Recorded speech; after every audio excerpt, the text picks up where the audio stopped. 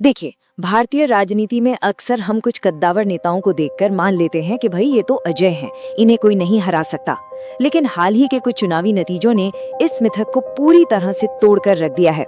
जरा सोचिए, पश्चिम बंगाल में पिछले 15 सालों से सत्ता पर काबिज ममता बनर्जी और तमिलनाडु में एम.के. स्टालिन जैसे दिग्गज नेता न सिर्फ अपना राज्य हार गए, बल्कि अपने खुद के गढ़ में अपनी होम कॉन्स्टिट्यूएंसी तक में चुनाव हार गए। एक तरफ एक ऐसी पार्टी ने बाजी मारी जिसका कुछ साल पहले कोई खास वजूद तक नहीं था, और दूसरी तरफ एक सिनेमाई सुपरस्टार ने स्थापित राजनीतिक परिवारों को धूल चटा दी। ये सब अचानक कैसे हो गया? चलिए आज के इस खास विश्लेषण में इन चुनावी भूकंपों के पीछे की असल कहानी को डिकोड करते हैं। तो आज हम मुख्य रूप से 2 राज्यों में मिली इन चौंकाने वाली हार के कारणों को समझेंगे।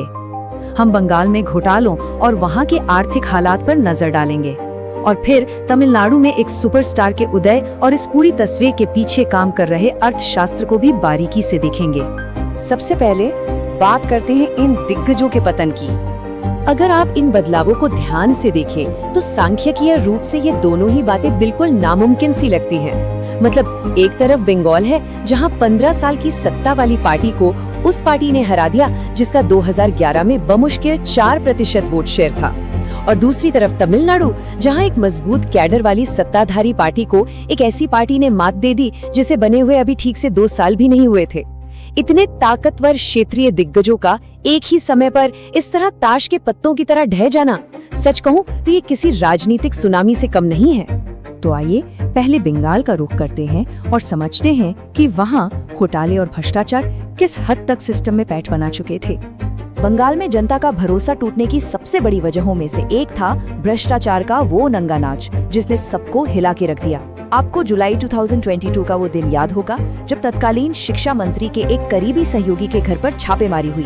अलमारियों से करीब 21 करोड़ 90 लाख रुपए कैश बरामद हुआ। ये पैसा सीधे तौर पर टीचर रिक्रूटमेंट काम से जुड़ा था। आरोप था कि बाकायदा अपॉइंटमेंट लेटर्स छापने के बदले भारी भरकम रिश्वत ली जा रही थी। अब आप ही सोचिए, जब दिन रात मेहनत करने वाले युवाओं को ये पता चले कि उनकी नौकरियां इस तरह पैसों के दम पर बेची जा रही हैं, तो जनता के बीच कैसा गुस्सा पनपेगा। और बात सिर्फ पैसों तक सीमित नहीं थी। सिस्टम इस कदर खोखला हो चुका था कि लोगों की जान पर बन आई थी। 2016 में कलकत्ता में जब वो निर्माणाधीन विवेकानंद फ्लाईओवर गिरा तो 26 लोगों की जान चली गई। बाद में पता चला कि उसमें जो स्टील लगा था वो क्वालिटी टेस्ट में ही फेल था। फिर अगस्त 2024 में आरजी कर मेडिकल कॉलेज की वो खौफनाक घटना हुई जिसने पूरे देश को सड़कों पर उतरने को मजबूर कर दिया। और संदेश खाली, जहां जमीन हड़पने के आरोप लगे और जांच करने गए ईडी अधिकारियों पर ही भीड़ ने हमला कर दिया। ये सब साफ दिखा रहा था कि सिस्टम पर से सरकार का कंट्रोल लगभग खत्म हो चुका है। ग्रासरूट लेवल पर हालात और भी बदतर थे। वहां राजनीति ने एक पार्टी सोसाइटी का रूप ले लिया था, जहां सरकार की हर योजना का मानो एक रेट कार्ड फिक्स था। इसे वहां कट मनी कहा जाता था। जरा सोचिए, एक गरीब को सब्सिडी वाले अंतिम संस्कार के लिए 200 रुपए, सरकारी योजना के मुफ्त शौचालय के लिए 2000 रुपए और मुफ्त आवास योजना के लिए 15,000 रुपए तक की रिश्वत लोकल कैडर को देनी पड़ती थी। मतलब एक आम नागरिक के बुनियादी अधिकारों को लोकल नेताओं ने अपनी कमाई का जरिया बना लिया था। चलिए अब बंगाल की अर्थव्यवस्था और वहां की इलेक्टोरल मशीनरी के उस पहलू को देखते हैं जिसने आग में घी का काम किया। हर साल बड़े बड़े ग्लोबल बिजनेस समिट्स होते थे और लाखों करोड़ के निवेश के दावे किए जाते थे, लेकिन जमीनी हकीकत बिल्कुल अलग। इन्फोसिस ने जो 50 एकड़ का प्लॉट खरीदा था वो 8 साल तक बस खाली पड़ा रहा, क्योंकि सरकार ने उसे स्पेशल इकोनॉमिक जोन यानी SEZ का दर्जा देने से साफ मना कर दिया। टाटा जैसी बड़ी कंपनियों को राज्य छोड़ना पड़ा, और जो कंपनियां वहां काम करना भी चाहती थी उन्हें लोकल सिंडिकेट के टॉर्चर का सामना करना पड़ता था। कच्चा माल किससे लेना है, मजदूर कहां से आएंगे, ये सब सिंडिकेट तय करता था। नतीजा ये हुआ कि इंडस्ट्रीज ने बंगाल से पूरी तरह मुंह मोड़ लिया। अब जब इंडस्ट्री ही नहीं है तो रोजगार कहां से मिलेगा? हालात ये हैं कि बंगाल के मुर्शिदाबाद में एक मजदूर को दिन भर की हाड़ तोड़ मेहनत के मुश्किल से 300 रुपए मिलते हैं, लेकिन वही मजदूर अगर केरल चला जाए तो उसे आराम से 1000 रुपए तक मिल जाते हैं। यही वो कड़वी सच्चाई है जिसकी वजह से हर दिन लाखों की संख्या में युवा और मजदूर खचाखच भरी ट्रेनों में बैठकर अपने घर परिवार से 3000 किलोमीटर दूर जाने को मजबूर हैं, सिर्फ 2 वक्त की इज्जत की रोटी कमाने के लिए। और इस भयंकर आर्थिक निराशा के बीच चुनाव से ऐन पहले एक बहुत बड़ा खेल हुआ। इलेक्शन कमीशन ने वोटर रोल का रिवीजन शुरू किया। एक एल्गोरिदम के जरिए नामों का डिजिटाइजेशन और मिलान हुआ, लेकिन खराब ट्रांसलेशन और सरनेम की मामूली स्पेलिंग मिस्टेक्स के चलते एक झटके में करीब 25 लाख असली वोटर्स के नाम रेड फ्लैग कर दिए गए और उन्हें वोटर लिस्ट से डिलीट कर दिया गया। भले इसे लिस्ट साफ करने की एक प्रक्रिया कहा गया हो, लेकिन चुनाव से ठीक पहले इतने बड़े पैमाने पर नामों का कटना, जाहिर है इसने बहुत बड़े सवाल खड़े कर दिए।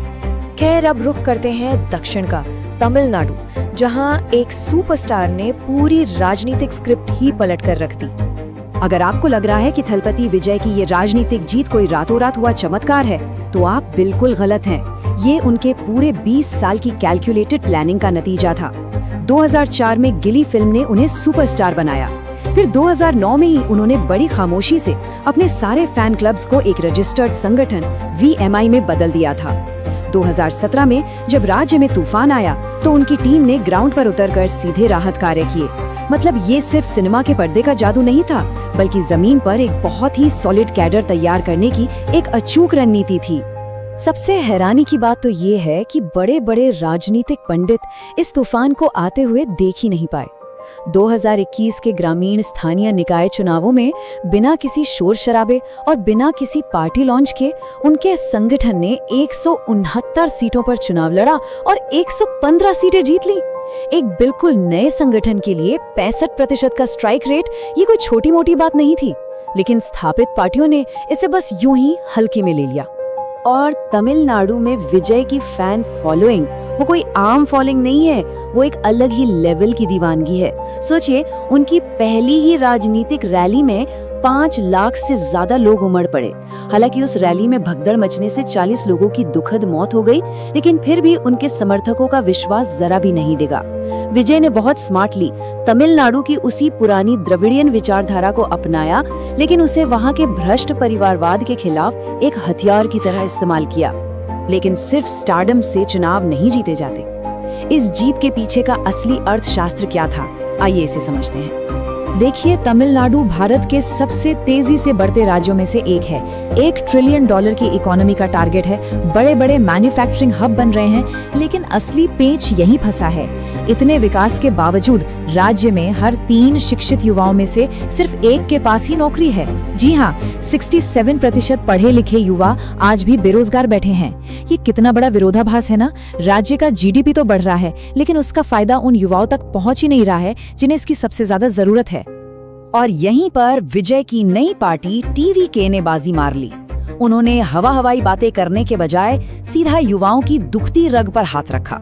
उन्होंने वादे किए, बेरोजगारों को हर महीने 4,000 रुपए का भत्ता, IT इंटर्नशिप करने वालों को 8,000 रुपए और युवाओं को बिना ब्याज के 20 लाख रुपए तक का एजुकेशन लोन। ये वादे इतने सटीक और टारगेटेड थे कि उन्होंने एक झटके में राज्य के लगभग 15 लाख फर्स्ट टाइम वोटर्स को अपनी तरफ खींच लिया और स्थापित पार्टियों के वेलफेयर मॉडल को पूरी तरह से फेल कर दिया। तो इन दोनों राज्यों की पूरी कहानी हमें क्या सिखाती है? अंत में ये एक बहुत ही गहरा सवाल हमारे सामने छोड़ जाती है कि जब जमीन पर आम आदमी गहरे आर्थिक संकट और भ्रष्टाचार से जूझ रहा हो, जब उसकी रोजमर्रा की जिंदगी भारी पड़ने लगे, तो क्या सिर्फ दशकों पुरानी कल्याणकारी योजनाएं और एक विशाल राजनीतिक ढांचा किसी भी सत्ताधारी सरकार को बचा सकता है? ये वो सवाल है जिसका जवाब अब भारत की हर राजनीतिक पार्टी को ढूंढना ही होगा। उम्मीद है कि हमारे इस विश्लेषण ने आपको इन चुनावी नतीजों को एक नए नजरिए से देखने में मदद की होगी। हमारे साथ जुड़ने के लिए बहुत बहुत शुक्रिया।